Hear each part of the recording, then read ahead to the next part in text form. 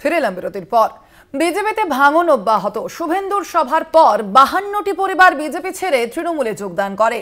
তৃণমূলের দলীয় পতাকা তুলে দেন ফালাকাটা গ্রামীণ ব্লক তৃণমূল কংগ্রেসের সাধারণ সম্পাদক। আলিপুরদুয়ার জেলার দলগাঁও এলাকার এই ঘটনা।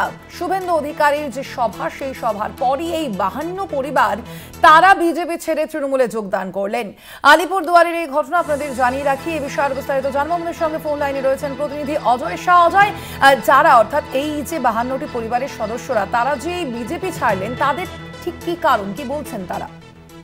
দেখো, আলিপুরদুয়ার জেলাতে বিজেপি শিবিরে ভাঙ্গন অব্যাহত রয়েছে। গতকাল শুভেন্দু অধিকারীর সভা ছিল, আর দেখা গেল আজ আলিপুরদুয়ার জেলাতেই কিন্তু বিজেপিতে আবার ভাঙ্গন হয়েছে। আলিপুরদুয়ার জেলার ফালাকাটা ব্লকের দলগাঁও অঞ্চলেই ভাঙ্গন হয়েছে। এলাকার 52টি পরিবার বিজেপি ছেড়ে তৃণমূলে যোগদান করেছে। নব আগতদের হাতে দলীয় পতাকা তুলে দিয়ে স্বাগত জানিয়েছে তৃণমূল নেতৃত্বরা জানাচ্ছেন আগামী 24 বিধানসভা নির্বাচনের আগে এই ধরনের ভাঙ্গনের ফলে কিন্তু এলাকায় বিজেপি শূন্য হয়ে যাবে বলে তারা দাবি করছে। আর যারা যোগদানকারী রয়েছে তারাও জানাচ্ছেন যে তারা বিজেপি থেকে তাদের কোনো উন্নয়ন হয়নি, তারা কোনো সহযোগিতা পাচ্ছে না, সেই জন্য তারা বিজেপি ছেড়ে এবার তৃণমূলে হাত শক্ত করার জন্য তৃণমূলে যোগদান করেছে।